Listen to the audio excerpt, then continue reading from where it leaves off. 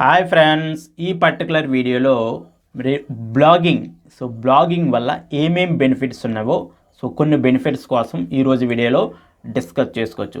మీరు ఒక dream job తెచ్చుకోవాలి అంటే మీకు బ్లాగింగ్ అన్నది చాలా ఉపయోగపడుతుంది. అదే మీరు త్రూ అవుట్ ద వరల్డ్ మీరు ట్రావెల్ చేయాలనుకున్నారంటే, అది కూడా ఫ్రీ ఆఫ్ కాస్ట్తో ట్రావెల్ చేయాలనుకుంటే అప్పుడు కూడా మీకు బ్లాగింగ్ అన్నది ఉపయోగపడుతుంది.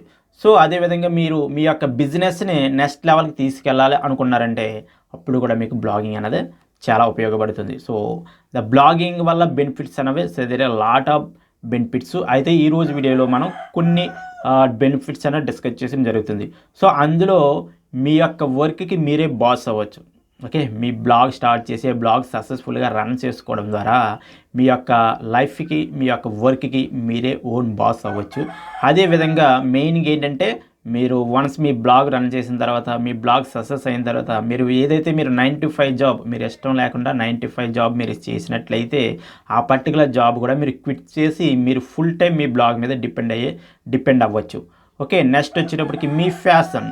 ఓకే, మీ ఇంట్రెస్ట్, మీ ఫ్యాషన్ మీరు ఫాలో అవ్వచ్చు. మీకు ఇష్టం లేని వర్క్ చేయకుండా మీకు ఇష్టమైన వర్క్ చేస్తూ మీరు ముందుగా అన్నది మీ లైఫ్ అన్నది కొనసాగించు. అదేవిధంగా మీకు ఫైనాన్షియల్ ఫ్రీడమ్, అంటే మీకు బ్లాగ్ స్టార్ట్ చేయడం ద్వారా మీకు మనీ అన్నది ఎర్న్ చేస్తారు.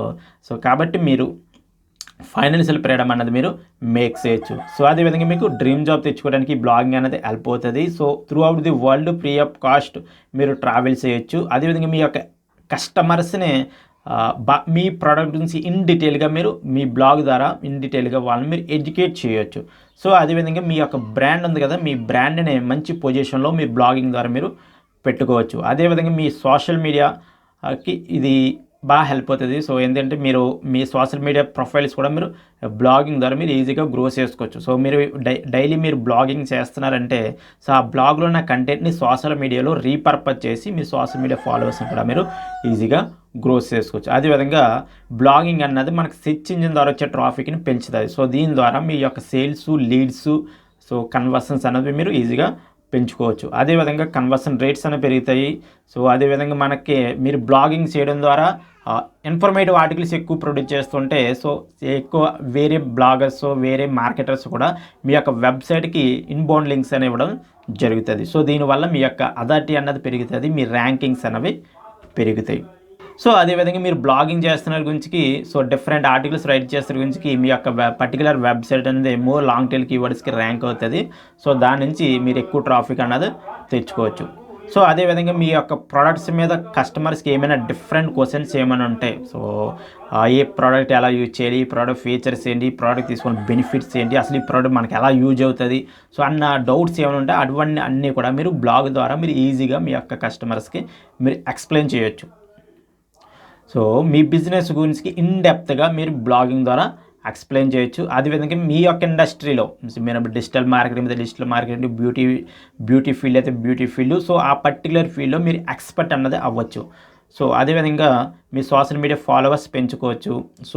మెయిన్గా మీ ఈమెయిల్ లిస్ట్, మనకి ఈ బ్లాగింగ్లో మెయిన్ ఆడియన్స్, మనకి కన్వర్టెడ్ ఆడియన్స్ ఎక్కడ ఉంటారంటే ఈమెయిల్స్లో ఉంటారు.